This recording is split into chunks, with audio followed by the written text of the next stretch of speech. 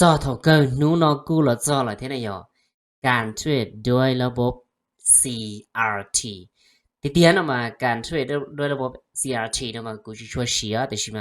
มัวเป็นเรื่องกูทั้งตัวเดียวกูแค่จอระบบการเทรด CRT ที่นั่นเจนู้นอกูอย่าลอกแค่จอระบบการเทรด CRT ให้เดียหนึ่งยงนี่จ้ะอ่ะไปเป๊ะไปทำความเข้าใจว่าเกนะยอระบบ CRT นะมา lalu hati CRT namanya nyolong dah lalu hati candle ya candle range candle range theory candle range theory ว่าใช้ต้องหาที่ทฤษฎีของกรอบทั้งจันนะใช่ไหมทฤษฎีของกรอบทั้งจันหนึ่งลิ้นเนี่ยจะเอากรอบเขาทั้งจันโดยรวมหลักๆเลยโดยรวมหลักๆเลยนะเจทั้งจันเจนึงอาศัยเป้แท่งในเล่นเนี่ยเขากรอบเขาซื้อนะโดยการให้เตียงแท่งเทียนว่า powerful ชับเปล่านะอย่าแท่งเทียนว่า powerful ชับเปล่านะจะนี่แท่งเทียนพินบาร์นะอย่าเดี๋ยวที่เราเกิดเราเหรอเราเคยเกิดแท่งเทียนเราเหรอนะจะยกป้อให้เดี๋ยวแท่งเทียนพินบาร์ใช่ไหมจ๊ะแท่งเทียนพินบาร์ยังนี่เป็นแท่งสีจั่วนะยังนี่เป็นแท่งสีจั่วจะไปอยู่ปอต่อเดี๋ยว你有没敢胆是好多呀？有跑到的你有没敢胆是好多？你nó là chế thanh tiền pin bạc, 我nếu mua cái từ nhá是好เนาะนะย่อหาเดียนี่เป็นการ bearish พินบาร์เราชินี่เป็นการเทลงมาน่าจะไม่อยากบอกตัวเดียวทั้งเทียนพินบาร์น่าจะนี่ยังทั้งเทียนว่ารอให้สล้อรงใหญ่เนาะเทียหนึ่ง有每度个ตัวว่าค่อนข้างให้เดีย powerful ไปลอยเนาะนะอย่างเจหลักๆนะเจเป็นเน้นจอทั้งเทียนเนาะเป็นเน้นจอทั้งเทียนเนาะแต่是还做 candle range theory เรา是ระบบ CRT เนาะมาระบบ CRT นะมาเปอยู่เน้นจอเปทั้งเทียนเป็นหลักนะอย่างอยู่เน้นจอเปทั้งเทียนเป็นหลักลิจ่าใส่ต่อให้เดียเปอยู่สังเกตให้เดียอีหลีแท่ง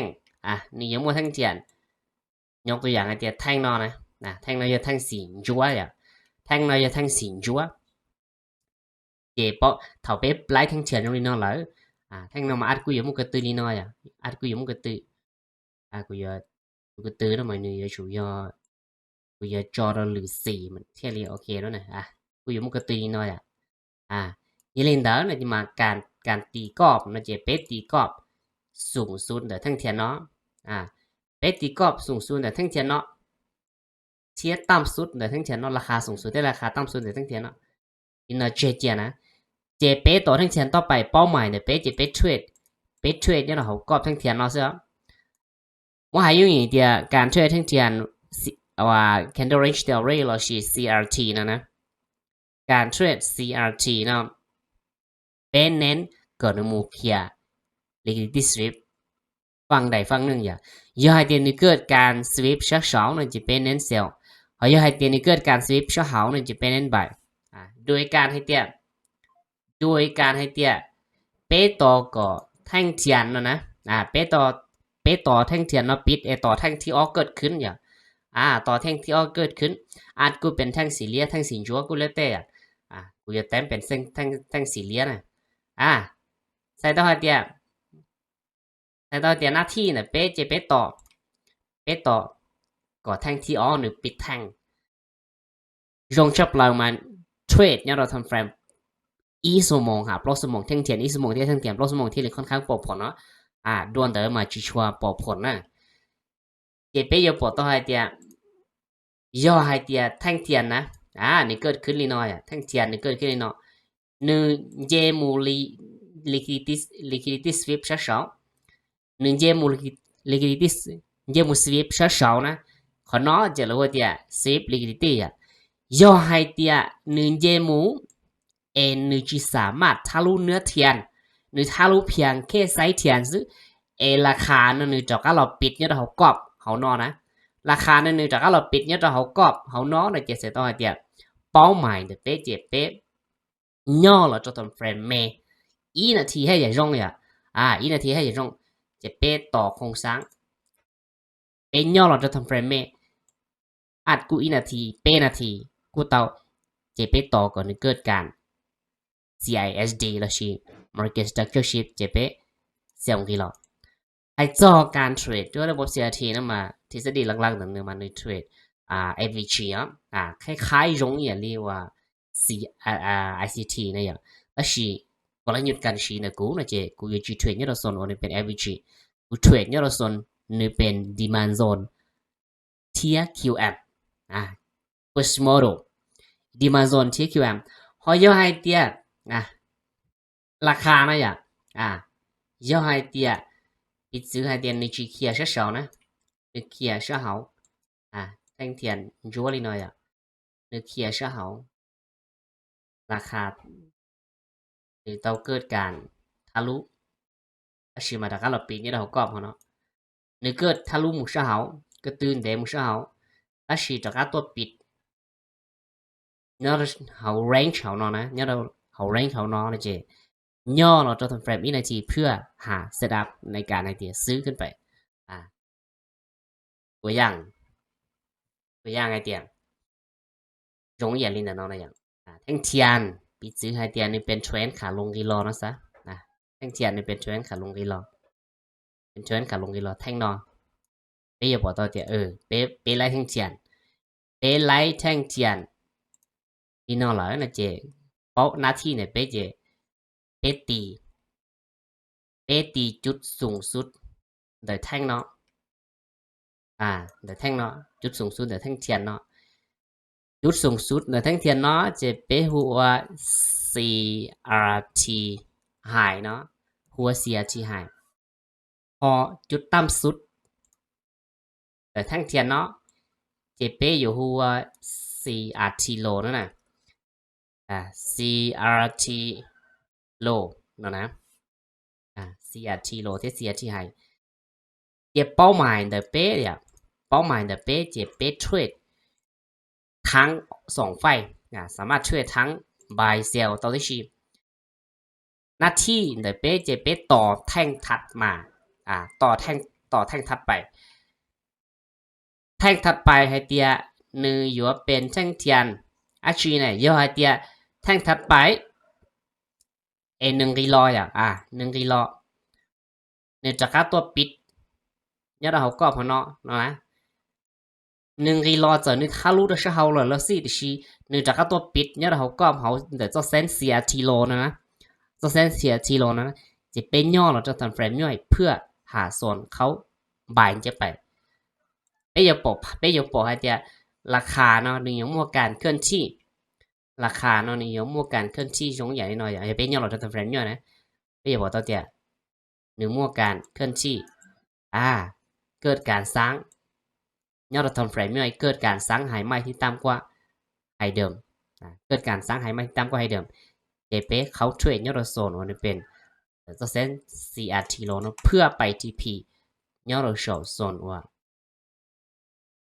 CRT high 什么สิไปใช้ตัวจริงในไอเดียตัวจริงหรือจงลีจ้ะโอเคไม่ใช่กับตัวจริงธรรมดาเนาะมาอยู่ที่ชอบปอมั่วนะอยากจะทั้งเทียนวันนี้เป็น CRT เนาะมาค่อนข้างจะเจอซื้อน่าจะสำหรับกูในจะกูเทรดจะกู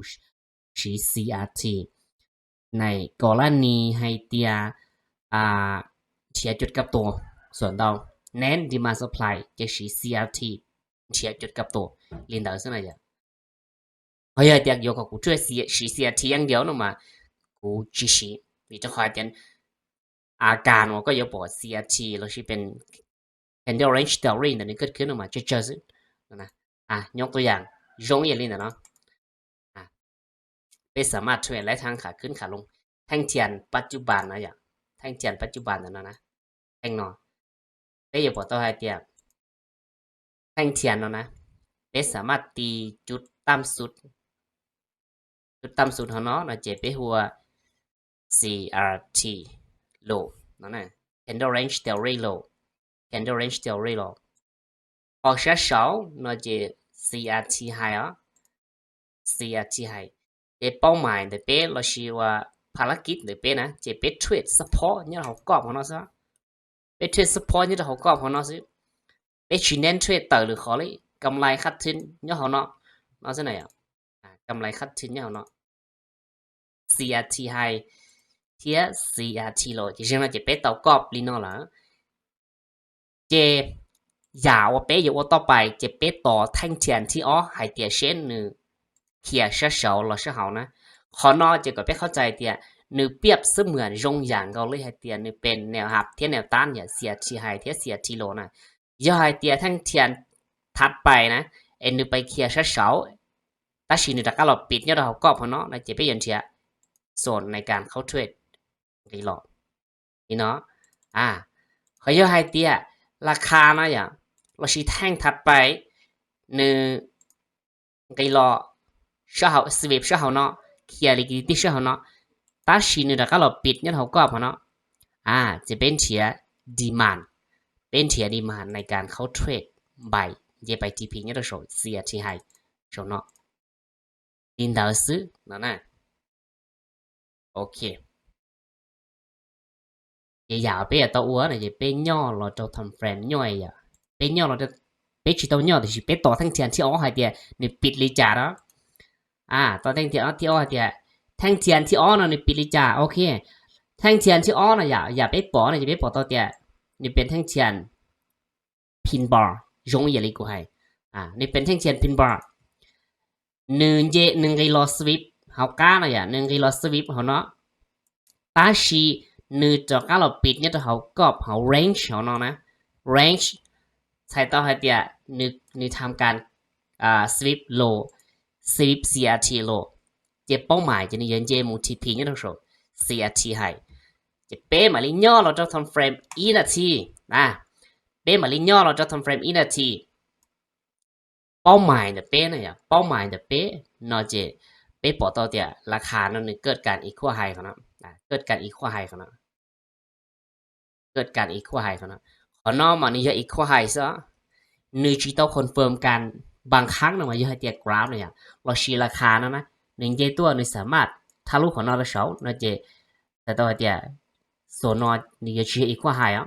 โซนอนี่อยู่ย่อการM นี่ MSS MSS ที่การไปอยากเข้าออเดอร์นะจะส่วนดาวกูเนี่ยจะกูอยากเข้าเนี่ยเราโซนนี่เป็น QM แต่นอนนะอย่างโซนนี้เป็น QM นะเนาะแล้วชีก่อนละนี้ว่าชิมัวโซนสัดเจนนะก่อนละนี้ชิมัวโซนสัดเจนเจไปอยู่จุดต่อก่อนนี้เกิดการ MSS นะต่อก่อนนี้เกิดการ MSS แล้วชีนี้เกิดการ break charge ในกรอบทำเฟรมเมอีนาทีเจมาลินเทียโซนว่าดีมาล่าสุดในการเข้าเทรดกูจะสาธิตเอาเป๊ะแพทเทิร์นตัวนี้กับเนี่ยโปรภาพสัดเจนเลยเดียโอเคแต่ชิ้นราคานี้เกิดการ MSS สัดเจนของนั้นนะการ MSS เราชี้การว่า minor change of character นำมายัวจูย่อให้เตียราคานั้นสามารถไปสร้างไฮไหมที่สูงกว่าไฮเดิมของเรานะสามารถไปสร้างไฮไหมที่สูงกว่าไฮเดิมหอยย่อให้เตียในตัวชิ้นที่ร้อยเลยเนาะซึ่งจะจีโตใส่แต่ไฮไหมเทียย่อให้เตียนึกว่า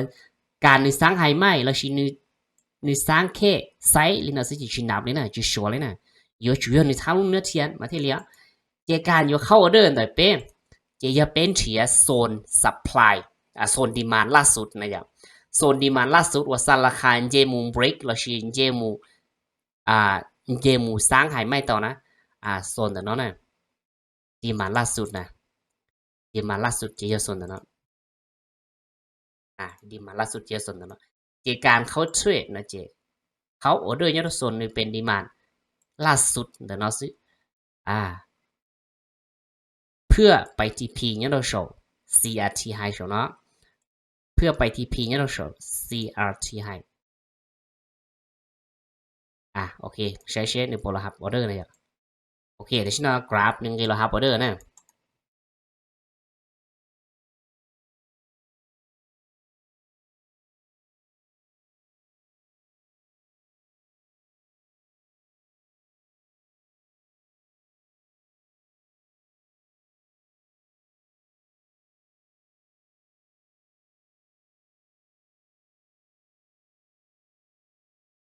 ที่ P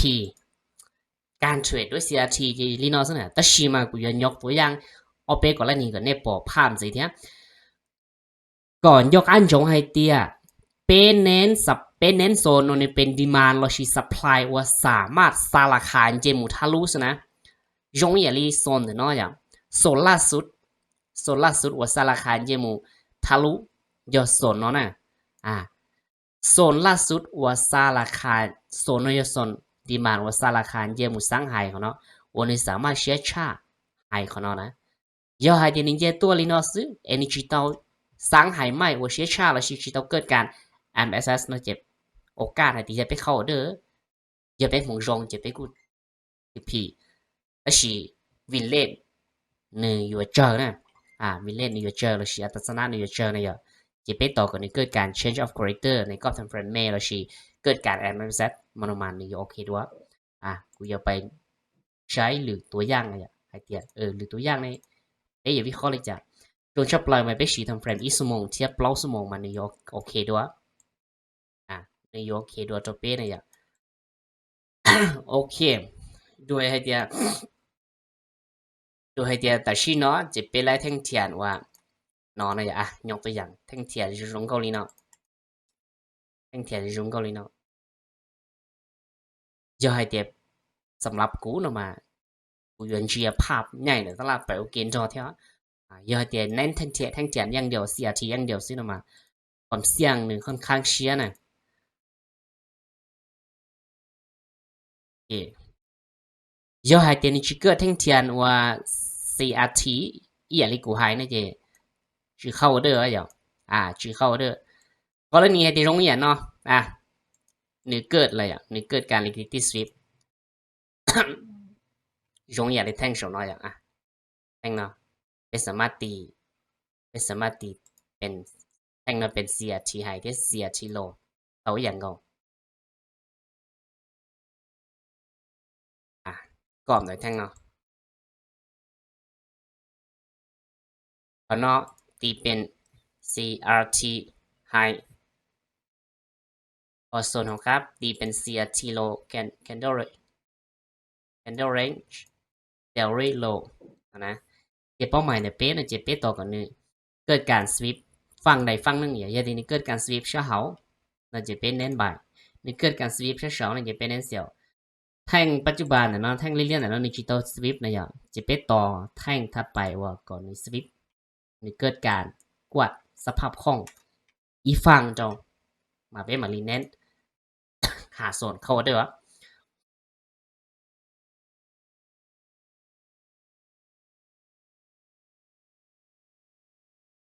โอเคปัจจุบันนะอย่างปอต่อแต่ราคานี่เกิดการ sweep เช้าๆนะกรณีเดียวถ้าไปปอราคาเกิดการ sweep เช้าๆแล้วนี่นอแหละนะจีเป้มาลีย่อเราจะทำเฟรมย่อยหลักๆนะจีกูชีเป้นาทีเทียอีนาทีส่วนเราจีกูอยู่ชีเป้นาทีเทียอีนาทีอีชินอนะขอไว้ไปปอต่อแน่นอนเดี๋ยวนี้เกิดการ sweep liquidity เลยย่อยเดี๋ยวไปอยู่จิลิไปจิลิอยู่ว่าเข้าเด้อโดยการในเดี๋ยวไปชิดตอน change of character เนี่ยเป็นย่อเราจะทำเฟรมเมย์อีหลินซีเพื่อคอนเฟิร์มส่วนย่อยเดี๋ยวไปอยู่เข้าเด้อแบบ G ต่อกันใน sweep G ต่อกันใน change นะเจ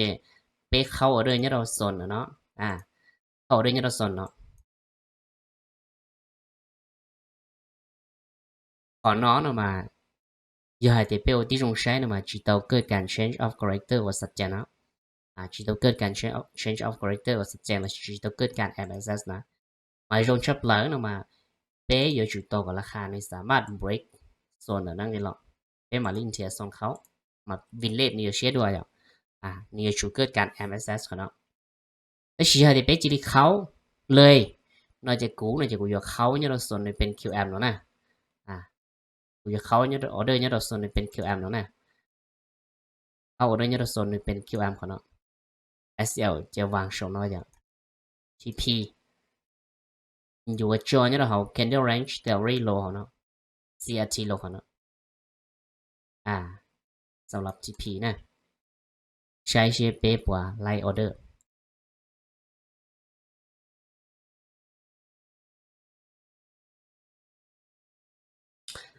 โอเคเนี่ยเราส่วนไหนนอกอะไรอย่างเนี่ยเราส่วนไหนนอกอะไรเจ วิธีการกูเขาเนี่ยเข้าได้เนี่ยโซนเนาะอย่างวิธีคอยเดียวโซนเนาะมาในความหมายในกูเนาะมานี่ย QM นี่ย QM ยก็เข้าได้เนี่ยตัวโซนเนาะเจบางทีอ่านกูอยู่ชิแล้วเอาเด้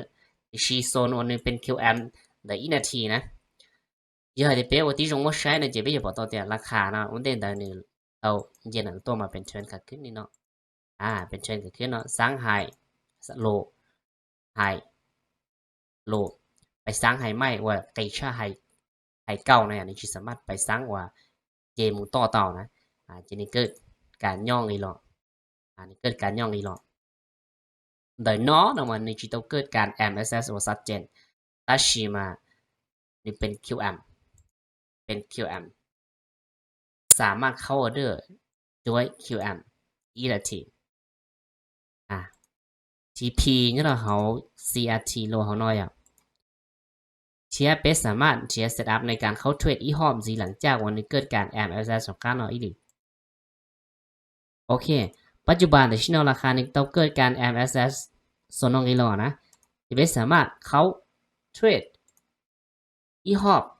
ย่อจง的 supply 或是 FVG flip zone นั่นนะ FVG ขนาด我要เข้าเทรดอีไม่ย่อขนาดนั้น FVG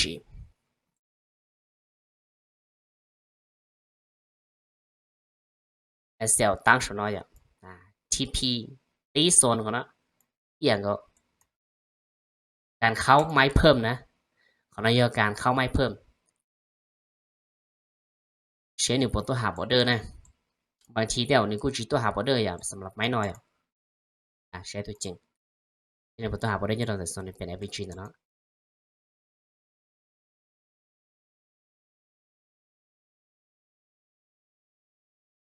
โอเคตัวจอส่วนนี้เป็น average นะ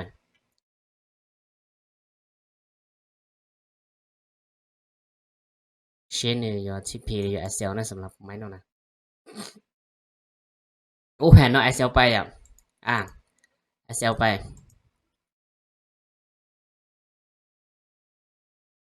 ไว้คอนซีนะอย่าได้เป็นย่อเราต้องทำเฟรมว่าเป็นนาทีอย่างขอนายอกลับ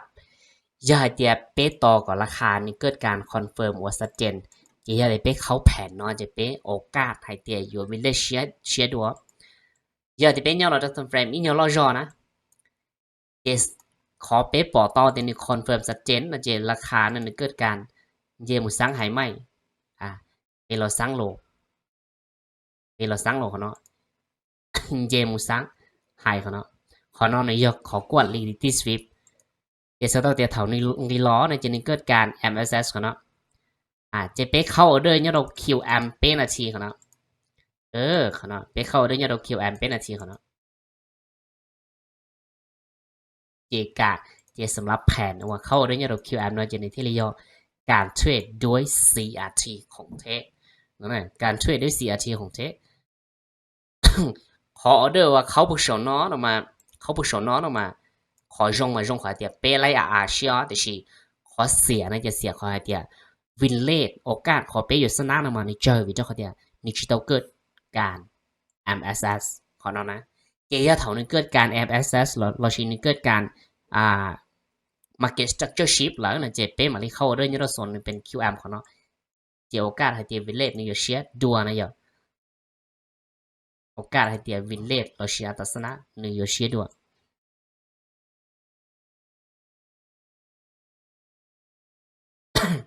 โอเค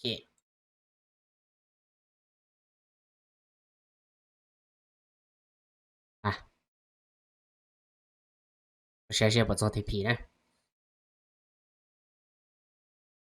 TP เนี่ยระบบการเทรด CRT เจเทรดอย่างนี้เนาะสักเดียวแต่ชิมาการให้เจไปเยอะเทียทั้งเทียนเป็น CRT นะมานี่เกิดจะเจอรอนะอย่างนี่ชิเกิดตาลีนะนี่ชิเกิดตาลีน่าจะสำหรับกูในจะกูชี CRT เพื่อหาจุดกลับตกแต่ชิมากูอยากเน้นการเทรดโดยการชี้ดีมา supply กรณีเท่าทั้งเทียนเนาะหนึ่งมูจงดีมา supply เอนิวโปเกิด CRT ยังนี่เกิด CRT นอกจากกูจะเข้าด้วย CRT หอยในชิเกิด CRT นอกจากกูจะเข้าด้วยจังว่าการว่าหนึ่งเกิดการ change of character ในกรอบทำ frame ที่กูเทรดด้วย QM ลินดาซึเจขอน้อยเจนี่ยอการเทรดด้วย CRT ตัวจริง Candle Range Theory ทฤษฎีของกรอบแท่งเทียน